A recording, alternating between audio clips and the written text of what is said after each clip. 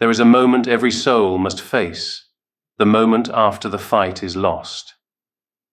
The 1990 Teenage Mutant Ninja Turtles opens as a story of movement, combat, and confidence. But its true power emerges only when all of that is stripped away, when the city no longer responds, when victory no longer answers. In 1990, American cinema was saturated with invincible heroes.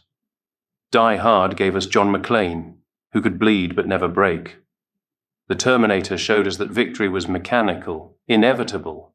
Even Batman's darkness came wrapped in certainty. The cape, the gadgets, the billion-dollar cave to retreat to. But the Turtles retreat to nothing. A rotting porch in the woods. Silence. Each other. This is a spiritual initiation. Most superhero stories end at the peak of the mountain. This story only begins when the heroes are pushed off of it. The soul awakens in exile. Before the fall, the Turtles live in constant motion. Hidden beneath the city, they train in shadows and fight in darkness. Their identity is reinforced through action. The equation is clean. Skill plus will equals victory. But the Foot Clan escalates. Shredder's forces are methodical, overwhelming. The conflict moves from sparring to survival. Splinter is taken. Raphael is shattered. April's home is destroyed. Their unity dissolves and the city that raised them becomes hostile. Casey Jones drives them north. They arrive at April's family farmhouse, a structure held together by memory and stubbornness. Here, the genre shifts. The pace slows until you can hear the grain of the wood. Fire replaces bright lights. The world of action closes. The world of meaning opens. The farmhouse is a liminal space. The wilderness where the old self goes to die. 6 souls occupy this space, each processing the collapse differently. Together, they form an ecosystem of healing. Leonardo believed that duty alone creates coherence, that if he gave the right orders, made the right calls, his family would be safe. But Raphael is unconscious, and no amount of commanding will bring him back. Leo's failure is the failure of control. He sits vigil as a brother who has run out of answers. The ego dissolves in quiet places. Action has stopped. Reflection has begun. Raphael's aggression has always been a survival skin wrapped around the terror of abandonment. He isolates because he believes isolation is safer than dependence, but the Foot found him alone, and his brothers found him broken. His coma is the ultimate isolation and the ultimate proof that he cannot survive alone. Raphael must be carried. He must be tended. He must allow himself to be loved, while utterly defenseless. This is the initiation he's been running from his entire life. Donatello is the mind that cannot solve this. He builds, he analyzes, he calculates. But there is no blueprint for grief, no equation for the absence of a father. Casey Jones becomes his unlikely mirror. Casey is rage in a hockey mask, blunt force that doesn't ask questions. But at the farmhouse, his violence has no target, so he chops wood. He fixes things. He falls into the rhythm of physical labor. Together they discover something essential. Sometimes the work doesn't fix anything. Sometimes you chop wood because the wood needs chopping. You repair the fence because your hands need something real to hold. Casey shows Don what the intellect cannot grasp alone. That presence matters more than solutions. They don't talk about feelings. They just work and joke. And the work becomes a container for the grief neither can name. Michelangelo uses humor the way a soldier uses a shield. If he can make his brothers smile, the world is still safe.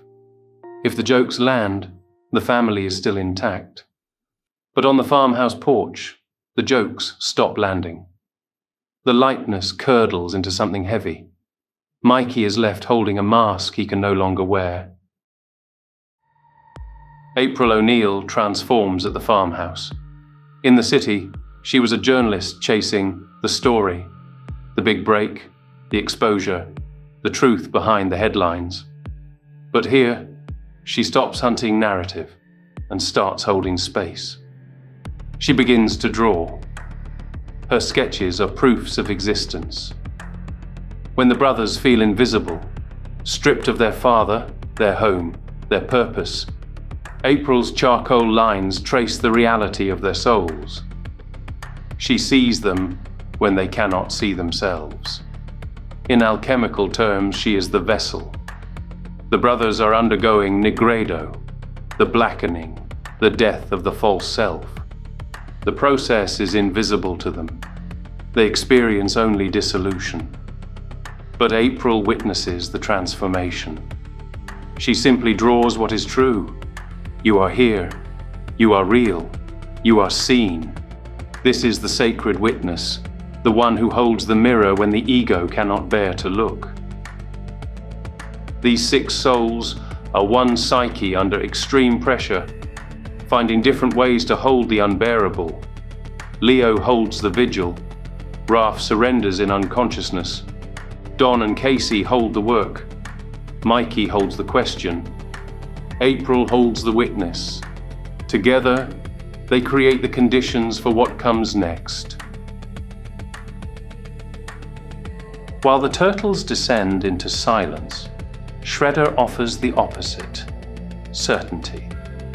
The Foot Clan is the shadow twin of Splinter's family, inverted and corrupted. Where Splinter teaches discipline through love, Shredder teaches discipline through fear. Where Splinter's students question and grow, Shredder's soldiers obey and dissolve. The abandoned boys who flock to the Foot seek exactly what the turtles have: a father, a purpose, a place to belong. Shredder gives them structure. He gives them power. He gives them an identity. But the price is erasure. They wear identical masks. They speak in unison. They disappear into the collective. Shredder assimilates them. Belonging without vulnerability. Power without love. Structure without soul. In Gnostic cosmology, the Archons are tyrannical forces that keep souls trapped in the material world through control and conformity. Shredder operates as an Archon. His dojo is a prison disguised as sanctuary. Raphael, more than any brother, walks the edge of this abyss. His rage and isolation make him vulnerable to Shredder's call. The farmhouse becomes the crucible where Raph must choose between erasure and integration. His body chooses for him. It breaks, and in breaking, forces him to be carried. The campfire is the film's metaphysical center. Time slows. The atmosphere becomes imaginal. Splinter appears in the flames. This is anamnesis, the moment the soul remembers what it has always carried. Look at the visual language. The scene is bathed in blue, interiority, receptivity, the soul's night. The fire provides orange, transformation, action, the spirit's heat. In alchemy, this is the conjunctio, the marriage of Sol and Luna, the union of opposites. There is only the crackle of wood. The silence becomes the medium through which Splinter speaks. He performs an act of spiritual absolution. He reminds them of what they already know. You were always loved. They believed technique would make them invincible, but technique is external. Discipline without self-knowledge becomes rigidity. Unity imposed from above becomes suppression. They needed to descend into failure, into separation, into wilderness, so they could discover what they actually carried within them, the internalized presence of Splinter's love. This is the Gnostic awakening. The divine spark was always there, obscured by noise, the violence of the city, the desperate performance of competence, the farmhouse, the fire, the silence.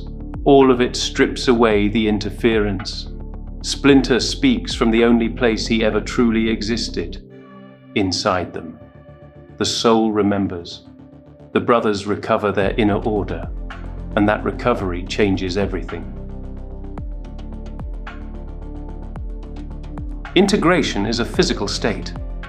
When the brothers return to the city, they return as souls who remembered. The coordination found in the woods has become muscle memory. They no longer fracture under pressure. Watch the choreography.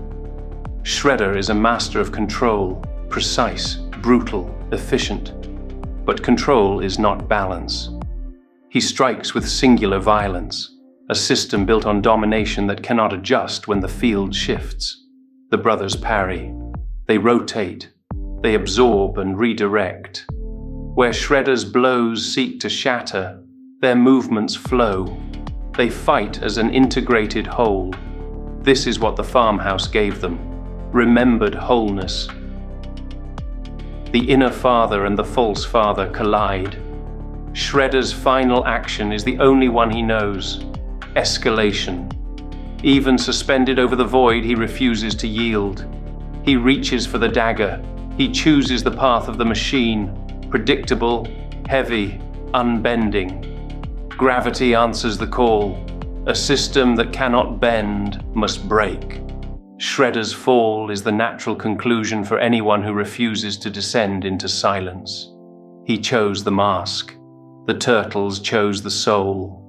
Splinter returns to the world, but the hierarchy has shifted. The bond formed in exile does not dissolve in the noise. The fire has been carried inward. The farmhouse remains as a permanent ignition point. The initiation is complete. The brothers are the integrated protectors of a world that still hasn't learned how to be still. Every viewer carries these brothers within. Leadership without feeling creates rigidity. Rage without direction creates isolation. Intellect without grounding creates distance. Humor without honesty creates avoidance. The film asks, who guides you when authority disappears? When the rules fail and the world grows quiet? The inner father appears only after the outer father is removed. The farmhouse is a practice. The fire is a choice. When the noise becomes unbearable, when the masks crack and there's nothing underneath but confusion, when you're pushed off the mountain and the world goes silent, that is the beginning. Find your porch, tend your fire, remember what you carry.